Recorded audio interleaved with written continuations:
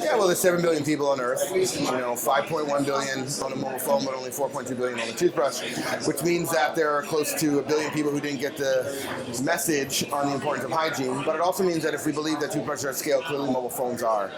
And so it's become this most pervasive device that we, as consumers, have ever had. And I think one of the biggest challenges that we face as marketers are how do we connect with them on this personal device in new ways, primarily in the messaging space.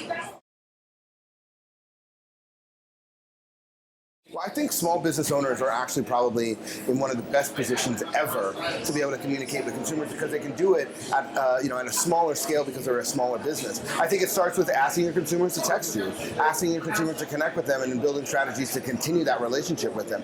One of the things that I'm doing with my book, which is called Text Me, is the goal here is really to be able to begin to engage with consumers in this personal way at scale. And so I've been looking at this idea of personal relationship management, and I'm actually using a platform called Superphone, which allows me to have thousands of conversations all at once with consumers in a very personalized manner. And so I think if I'm a small business owner, one of the big things that I do right now is I begin to ask my consumers to connect with me in that messaging space, because more so than having a Twitter handle or connecting with them on Facebook, this is the device that they have with them and that message goes directly into kind of their notifications and alerts. So it's a lot of power and a lot of opportunity there.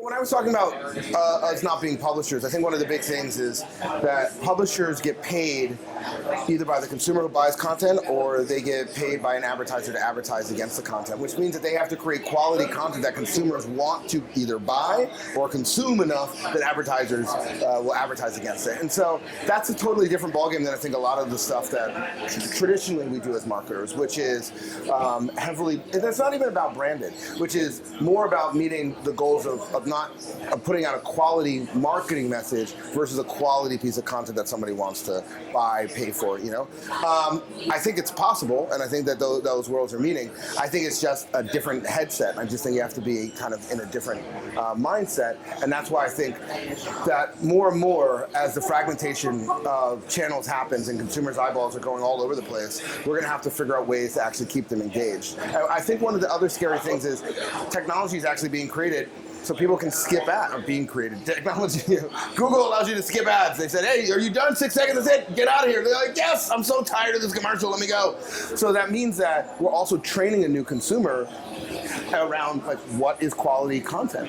They no longer have to sit through our marketing messages. And so I think what we're gonna have to figure out is, instead of pushing to them, how do we get them to come to us? How are they attracted to the message that we're putting out there?